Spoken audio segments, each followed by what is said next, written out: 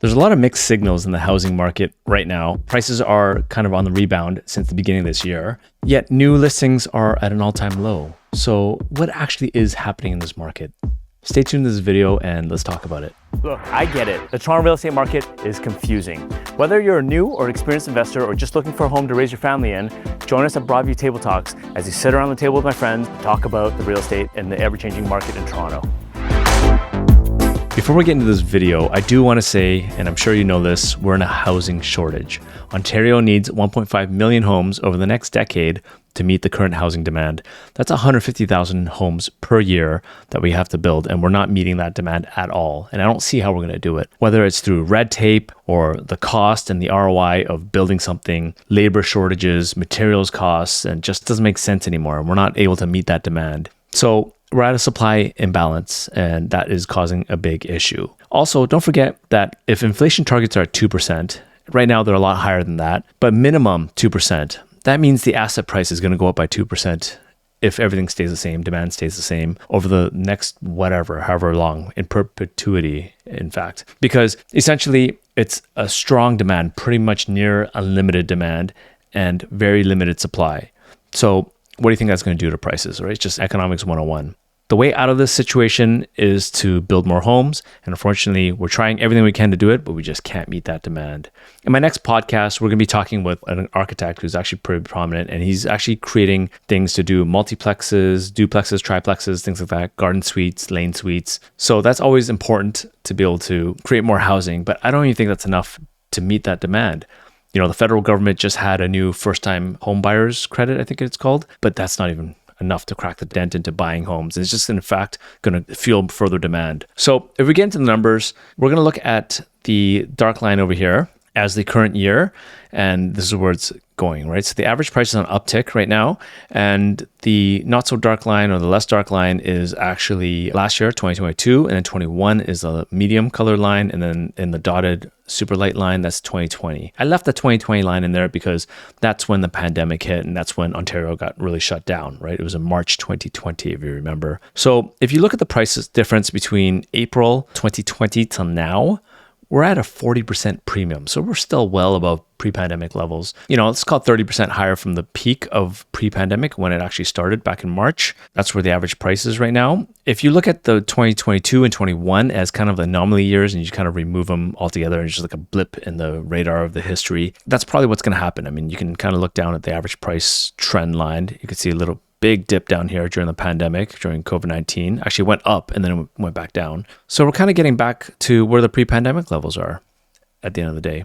Actually, I'm looking at this all treb, that's detached homes. So getting back to all the Toronto Real Estate Board here, the number of sales is starting to creep back up again to before everything got shut down and before all the weird times, interesting times, I should say. So yeah, new listings coming back on the market, way lower than what they were for the past 2 years.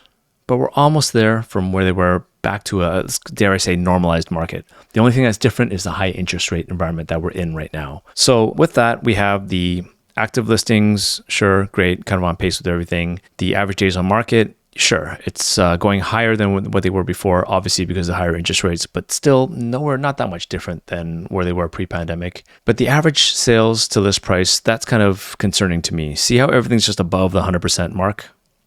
Right? It could be the spring market. It could be just, seasonality and everybody's kind of sick of just sitting on the sidelines and people need to move at the end of the day. So that's why they're doing it. And there's bidding wars because there's not enough supply, right?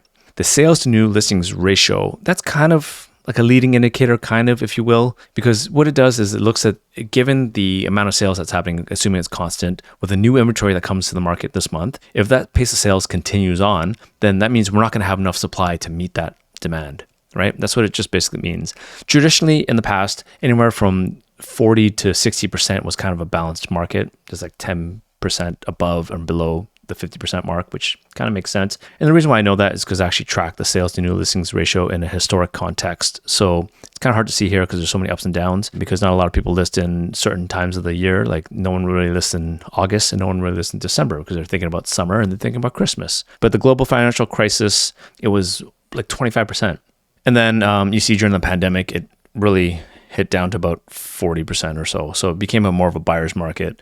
And if you remember, during the pandemic, it was around 120%. It was crazy.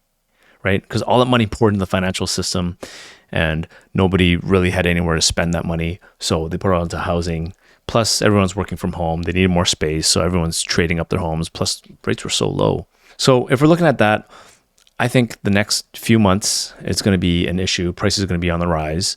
And you can see that in the months of inventory too, right? So again, looking at the historic months of inventory, we're approaching around 1.5 months right now. Last year in January was around 3 months. And before that, when the rate hiking cycle hit, it was just above 3 months of inventory. But before that, it was almost under 1%. Actually, it was well under 1%. Right during the pandemic, during the COVID times. The historic graph of months of inventory during the global financial crisis, it hit 8.5 months of inventory. So the months of inventory indicator is just basically taking the active inventory divided by the number of sales. And if nothing else came on the market and time was able to freeze and the pace of sales kept going, how many months would it take to eat through that inventory? So at the peak, at the worst time when things weren't moving, it was 8.5 months. But you can kind of see around here, anywhere from like under 4 months, 3 months, that's kind of normal. But now we're at 1.5 months. So it's a pretty hot market, let's just say.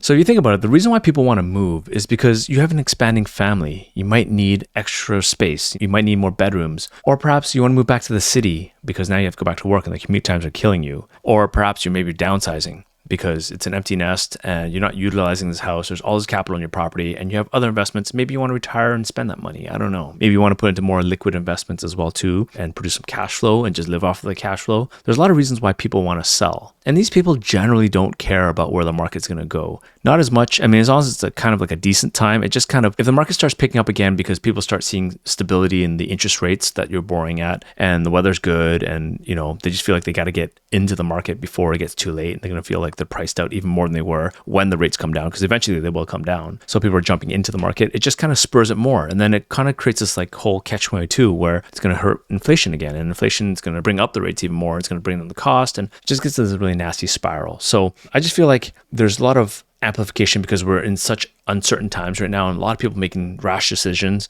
I think that this is a very unique time and there's always opportunity in this market. Every situation that we're talking about is custom tailored to your situation and every situation is different. But the overall market, this is what it looks like. All right. So if you have any questions, feel free to reach out, book an appointment in the link below. And I'd love to talk to you and tell you more about what's actually happening in the market and forget about the headlines. Talk soon. Add it up. Thanks for sticking out to the very end. I hope you got some value out of this. Do me a favor, please press like and subscribe. But more than anything, leave me some feedback so we know what to produce for you going forward. Thanks again.